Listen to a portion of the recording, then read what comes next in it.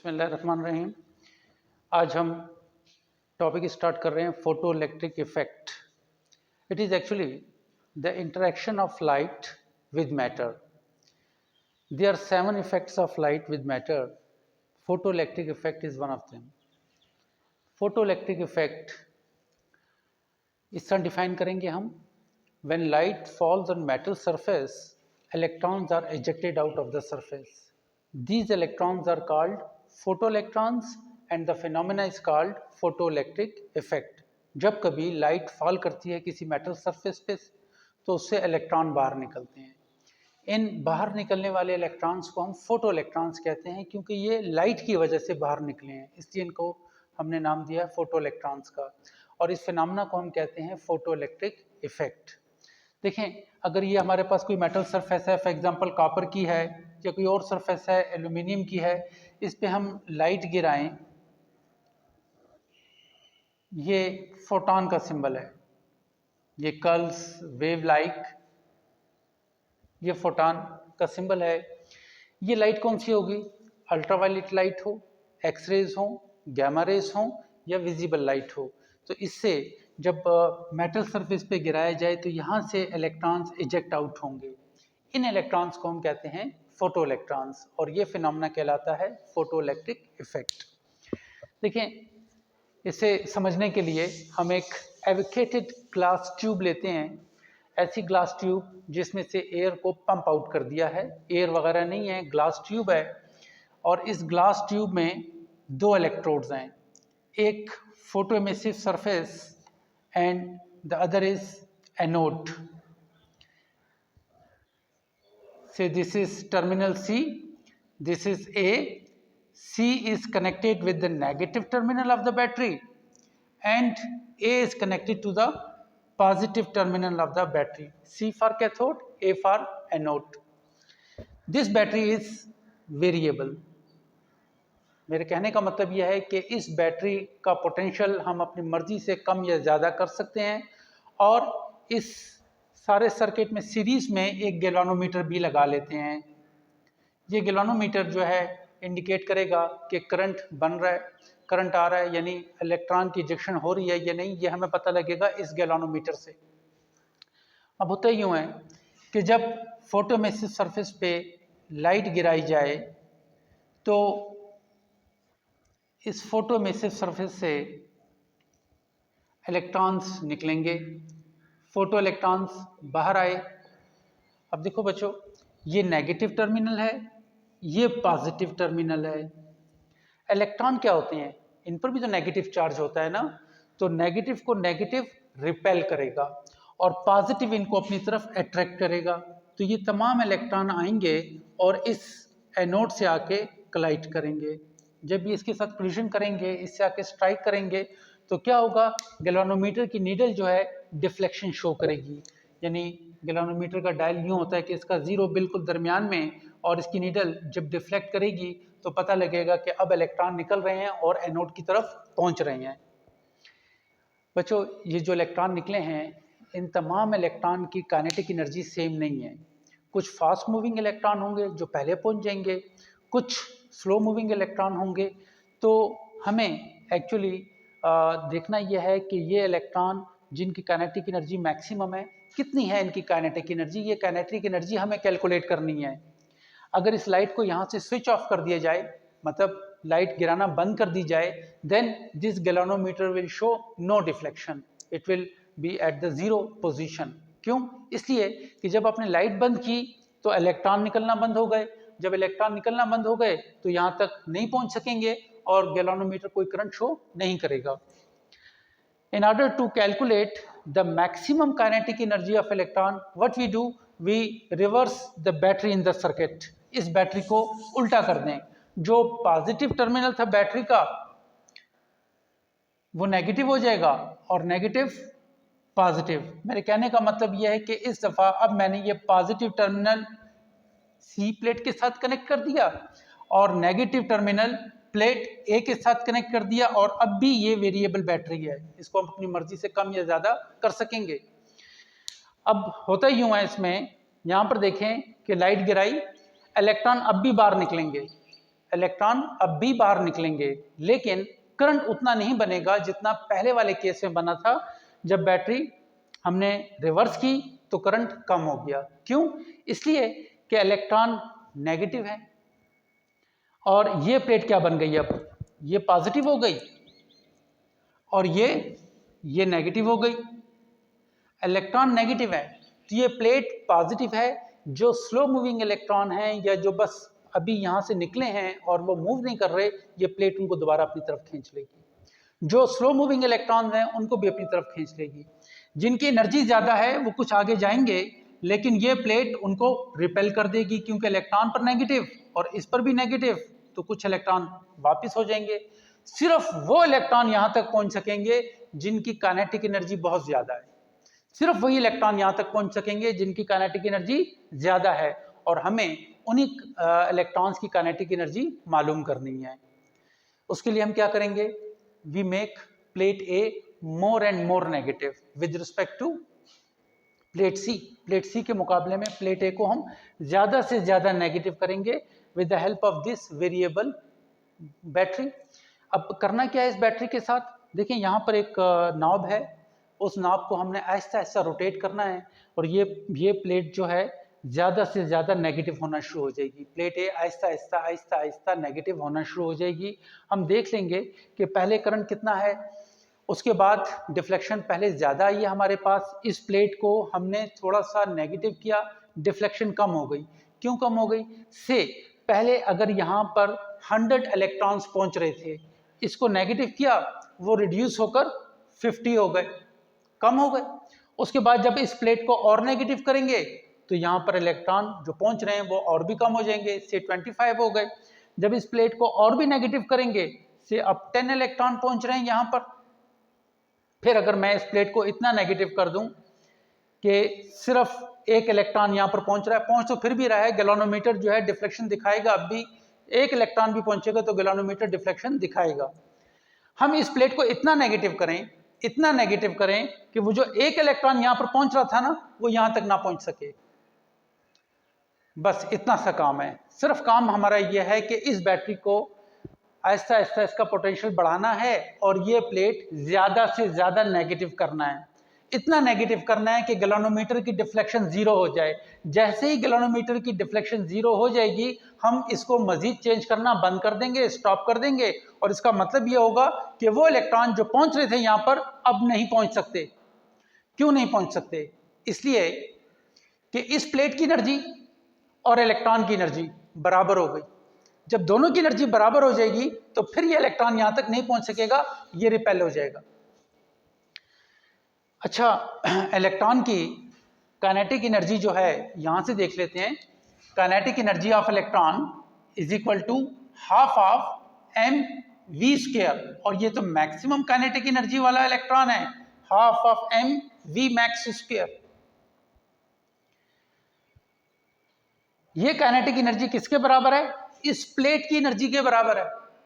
जब ही तो galvanometer deflection zero दिखा रहा है, क्योंकि दोनों की एनर्जी बराबर हो गई है।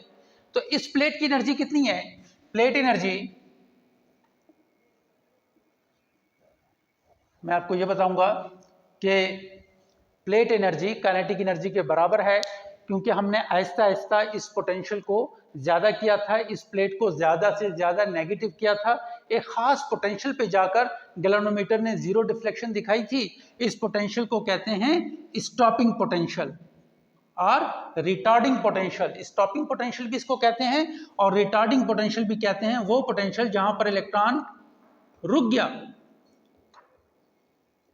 Stopping potential, retarding potential, V naught. तो अब देखें, V naught is equal to work per unit charge by definition. मैंने डेफिनेशन लिखी है, potential is equal to work per unit charge.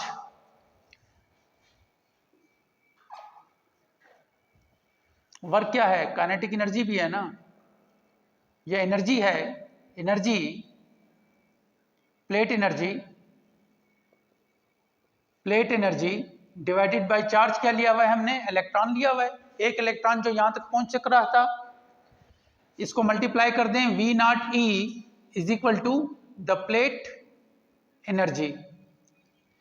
तो प्लेट एनर्जी आ गई हमारे पास V नॉट इंटू ई।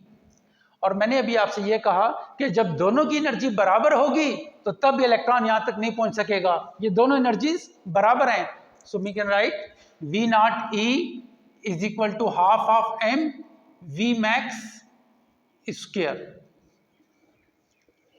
ये एक रिलेशन बन गई प्लेट एनर्जी और काइनेटिक एनर्जी ऑफ इलेक्ट्रॉन में। और हम यूं भी कह सकते हैं कि kinetic energy of electron is half of m v maximum square, और kinetic energy of electron is equal to V naught e। जो स्टॉपिंग पोटेंशियल है उससे इलेक्ट्रॉनिक चार्ज को मल्टीप्लाई कर दें तो ये आपके पास काइनेटिक एनर्जी ऑफ इलेक्ट्रॉन आ गई। अच्छा, अब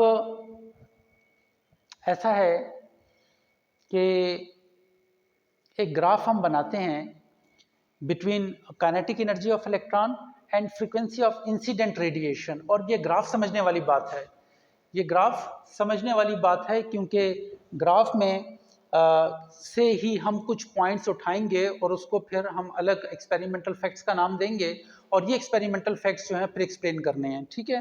तो ग्राफ इस तरह बना लेते हैं कि ये हमारे पास फ्रीक्वेंसी ऑफ इंसिडेंट रेडिएशन, जो लाइट इस पे गिरा रहे हैं, जो रेडिएशन इस पे मेटल सरफेस पे गिरा रहे हैं उसकी फ्रीक्वेंसी, और kinetic energy of electron V naught E भी ले सकते हैं ना, half of m v max square ले लें या V नॉट ई ले लें। ये ग्राफ एक स्ट्रेट लाइन आता है, ये ग्राफ एक स्ट्रेट लाइन बनती है और ये स्ट्रेट लाइन ओरिजिन से शुरू नहीं हो रही। बड़ी इंटरेस्टिंग बात, इस ग्राफ से यही बात पता लगती है और इस ग्राफ से मैं आपको बताऊंगा कि इससे हम एक दो बातें और भी इंटरप्रेट करेंगे। बात यह है कि ये स्ट्रेट लाइन ओरिजिन से नहीं निकल रही, यहाँ से नहीं निकल रही, बल्कि एक खास फ्रीक्वेंसी से ओरिजिनेट हुई है ये लाइन। इस मिनिमम फ्रीक्वेंसी को, इस कम से कम फ्रीक्वेंसी को थ्रेशोल्ड फ्रीक्वेंसी कहते हैं। थ्रेशोल्ड फ्रीक्वेंसी और क्रिटिकल फ्रीक्वेंसी, थ्रेशोल्ड फ्रीक्वेंसी और क्रिटिकल फ्रीक्वेंसी, ये वो कम से कम फ्रीक्वेंसी है, the minimum frequency at which electron ejection takes place. ये वो कम से कम फ्रीक्वेंसी है जिस पर इलेक्ट्रॉन मेटल सरफेस से बाहर निकलेगा। देखें, अगर क्वांटम फिजिक्स की तरफ हम जाएं, क्वांटम मैकेनिक्स की तरफ जाएं, तो हमें पता है कि फोटॉन की energy is equal to hf है। So energy is proportional to frequency. तो अगर किसी रेडिएशन की फ्रीक्वेंसी ज़्यादा है, इट मीन्स उसकी एनर्जी ज़्यादा है, तो कुछ कम से कम एनर्जी होनी चाहिए जिससे कि इलेक्ट्रॉन इजेक्शन हो सकती है। तो उस कम से कम फ्रीक्वेंसी को हम कहते हैं थ्रेशोल्ड फ्रीक्वेंसी। इससे पीछे देखें, इससे पीछे आप इस फ्रीक्वेंसी से कम फ्रीक्वेंसी ले लें। फॉर एग्जांपल, इस मेटल सरफेस से इलेक्ट्रॉन को बाहर निकलने के लिए जो फ्रीक्वेंसी रिक्वायर्ड है वो है 10 हर्ट्ज। 10 हर्ट्ज। अब 10 हर्ट्ज से कम की फ्रीक्वेंसी आप इस पे गिराएंगे, 8 hertz, 6 hertz, 4 hertz, 2 hertz, no photo electric ejection will take place. कोई ऐसा इलेक्ट्रॉन बाहर नहीं निकलेगा क्योंकि इलेक्ट्रॉन को बाहर निकलने के लिए जो एनर्जी चाहिए, जो फ्रीक्वेंसी चाहिए, वो उसको नहीं मिल रही। एफ नॉट वो कम से कम फ्रीक्वेंसी है जहाँ पर के फोटो इलेक्ट्रिक एमिशन होगी। उसके बाद जैसे जैसे आप आगे जाते हैं, 12 हर्ट्ज फ्रीक्वेंसी करते हैं, 20 करते हैं, 26 करते हैं, and so on, photo electric emission होगी। ठीक है, तो ये स्ट्रेट लाइन हमें ये बता रहा है। ये ग्राफ है काइनेटिक एनर्जी और फ्रीक्वेंसी ऑफ इंसिडेंट रेडिएशन के बारे में। देखें, अब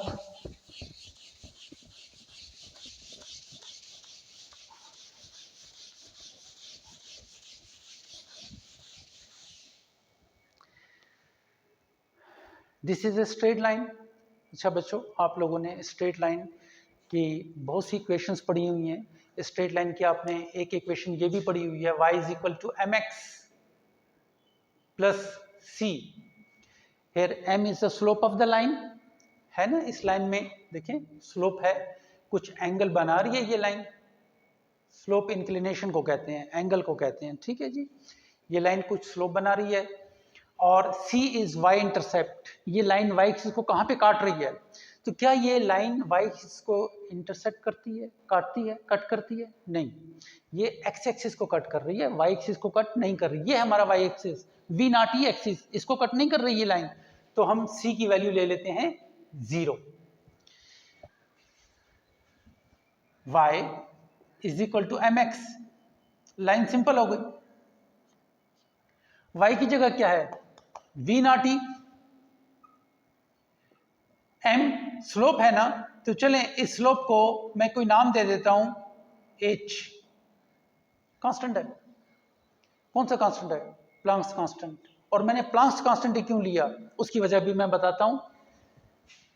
इनटू x, यहां देखें एक फ्रीक्वेंसी f नॉट है, यहां से लेकर यहां तक ये फ्रीक्वेंसी f नॉट है। कोई दूसरा पॉइंट मैं यहां पे चूज कर लेता हूं a, यहां से एक लाइन ड्रॉप करें नीचे, ये फ्रीक्वेंसी हो गई f, यहां से लेकर यहां तक ये फ्रीक्वेंसी f हो गई। तो ये फ्रीक्वेंसी कितनी हो गई, f minus f not. This is the value of x, f minus f not. This is mathematical equation representing this line. ये मैथमेटिकल इक्वेशन है जो इस लाइन को रिप्रेजेंट कर रही है, ठीक है। देखो बच्चों, बात यह है मैंने यहाँ पर h क्यों लिया, m क्यों नहीं रहने दिया, या कोई और कांस्टेंट a b c क्यों नहीं ले लिया। उसकी वजह यह है कि डायमेंशनली चेक करें जरा इस इक्वेशन को, कि मेरे पास लेफ्ट हैंड साइड पे एनर्जी है, प्लेट एनर्जी, तो राइट हैंड साइड पर भी एनर्जी होनी चाहिए। और हमें मालूम है E is equal to HF, तो इस F को अगर H से मल्टीप्लाई कर दिया जाएगा तो ये भी एनर्जी बन जाएगी, तो एनर्जी के इक्वल आ गई। So this equation is dimensionally correct. ये इक्वेशन जो है डायमेंशनली करेक्ट है। यहां तक ठीक। आगे चलते हैं, एक और ग्राफ बनाते हैं और उसके बाद फिर ये एक्सपेरिमेंटल फैक्ट्स जो है मैं समराइज करूंगा।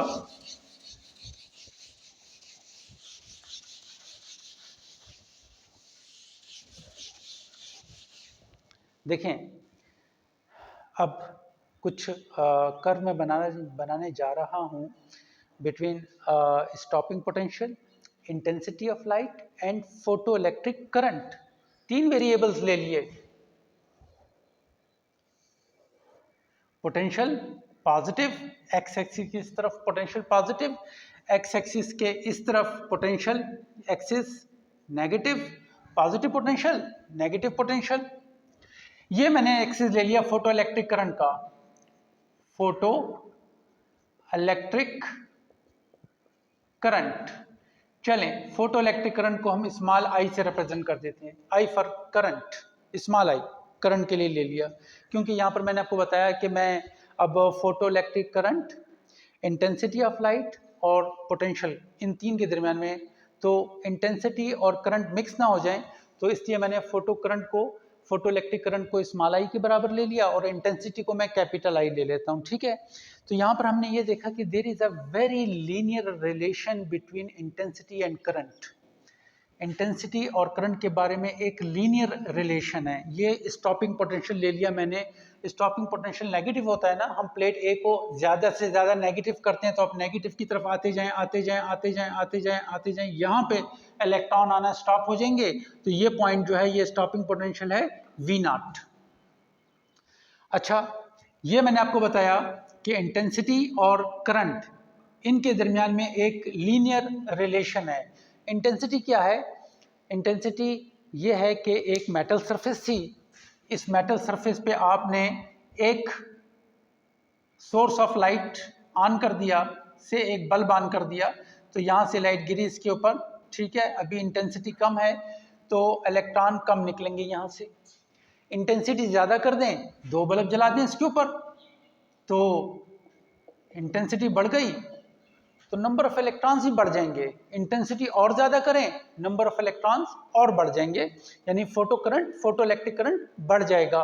तो यहाँ पर देखें ये I1 है और ये current small I1, intensity I1, current I1।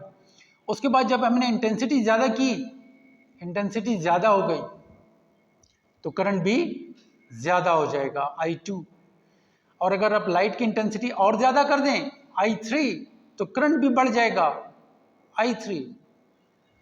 तो ये एक लीनियर प्रोपोर्शनैलिटी शो कर रहा है कि जैसी जैसी इंटेंसिटी बढ़ती है फोटो इलेक्ट्रिक करंट भी बढ़ना शुरू हो जाता है।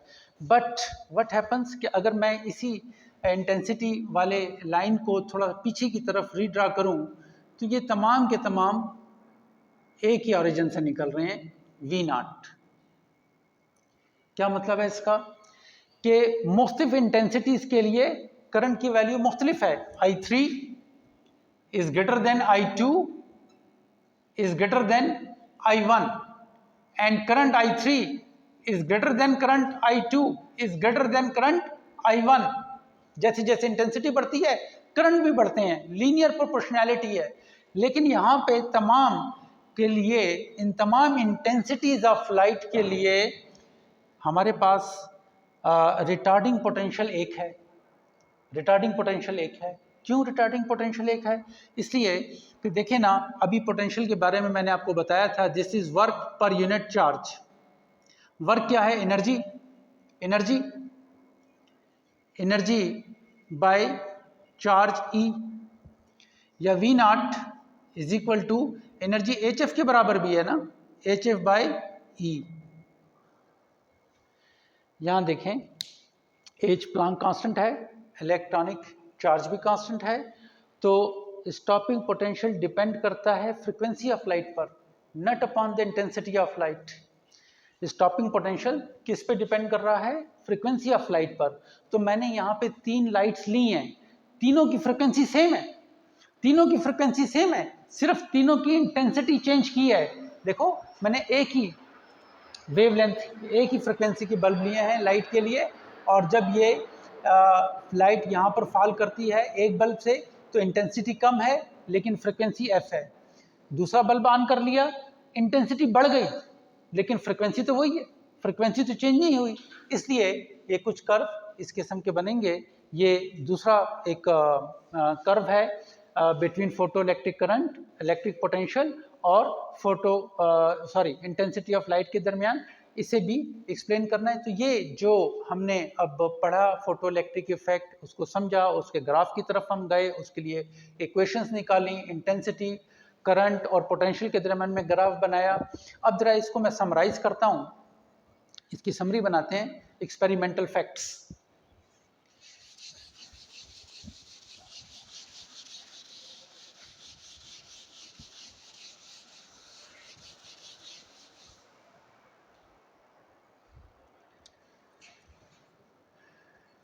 Experimental facts. नंबर 1, पहला fact, however intense the light may be, light की इंटेंसिटी कितनी ही ज्यादा क्यों ना हो, no electron is ejected out of the metal surface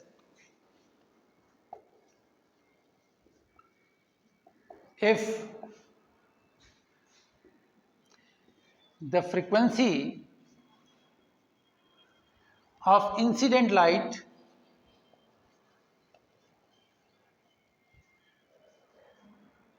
frequency f of the incident light is less than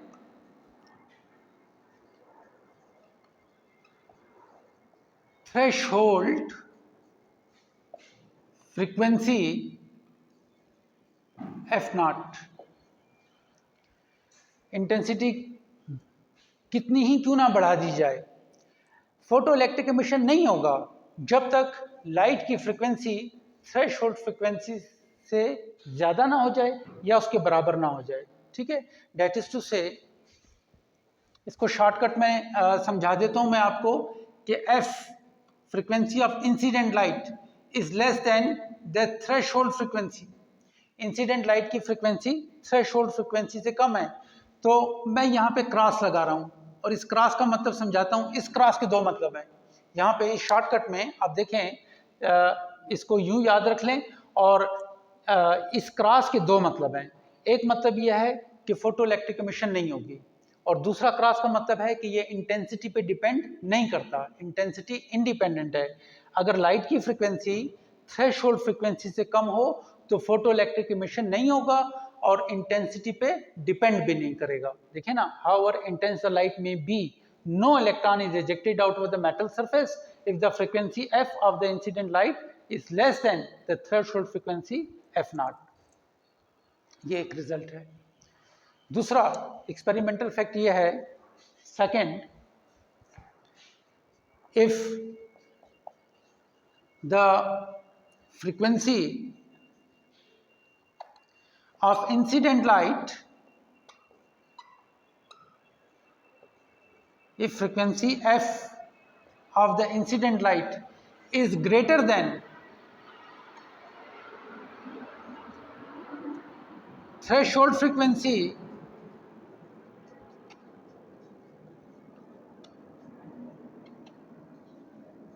f naught, if the frequency f of the incident light is greater than the threshold frequency f naught, then the number of photoelectrons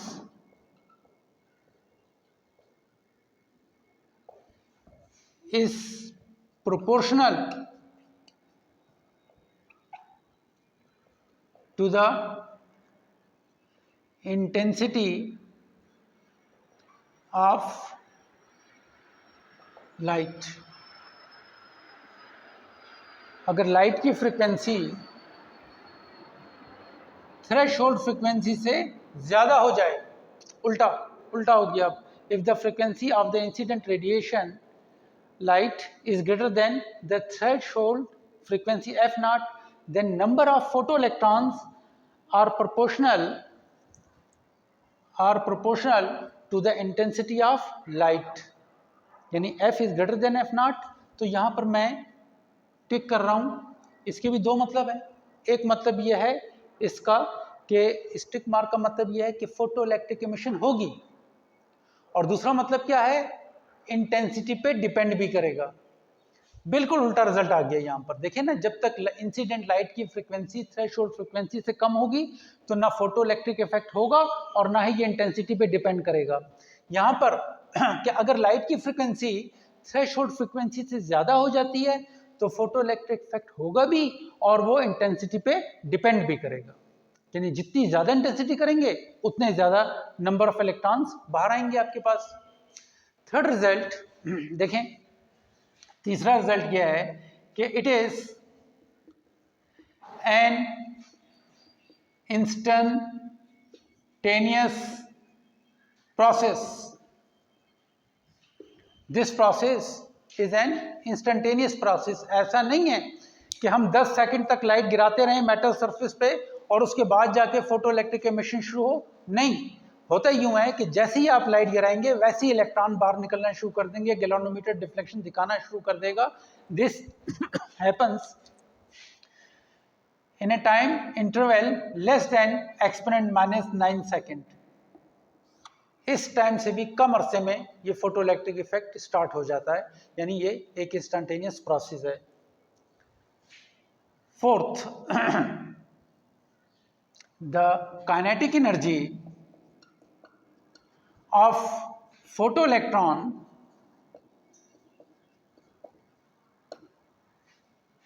is proportional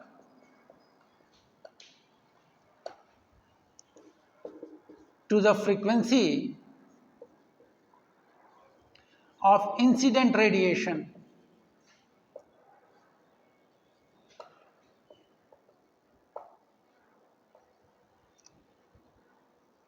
It is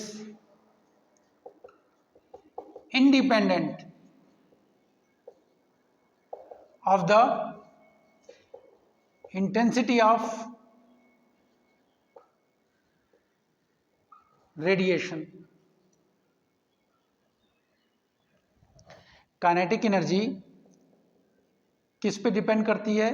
frequency पर। ज़्यादा frequency की light गिराएंगे तो उससे जो photo electrons निकलेंगे बाहर उनकी kinetic energy भी ज़्यादा होगी। कम फ्रीक्वेंसी की लाइट गिराएंगे तो एमिटेड इलेक्ट्रॉन्स की काइनेटिक एनर्जी कम होगी। And this kinetic energy does not depend upon the intensity, intensity पे डिपेंड नहीं करता। काइनेटिक एनर्जी का ताल्लुक सिर्फ और सिर्फ फ्रीक्वेंसी के साथ है। बस जनरली आप बच्चों अपने जहन में ये रख लें कि एनर्जी का ताल्लुक फ्रीक्वेंसी के साथ होता है। ये फार्मूला याद है ना, इज एच एफ और इज प्रोपोर्शनल टू एफ। तो ठीक है, kinetic energy is proportional to frequency of the incident light, incident radiation. तो ये बच्चों ये सारे रिजल्ट थे, ये एक्सपेरिमेंटल फैक्ट्स थे जो हमने पढ़ा फोटो इलेक्ट्रिक इफेक्ट के बारे में। And the classical wave theory was unable to explain all this experimental facts. इन फैक्ट्स को, इन एक्सपेरिमेंटल फैक्ट्स को, बल्कि इस फोटो इलेक्ट्रिक इफेक्ट को एक्सप्लेन किया आइंस्टाइन ने, जिसके लिए उसे 1921 में नोबेल प्राइज़ भी मिला। तो उसके लिए हम एक नया लेक्चर करेंगे। Thank you.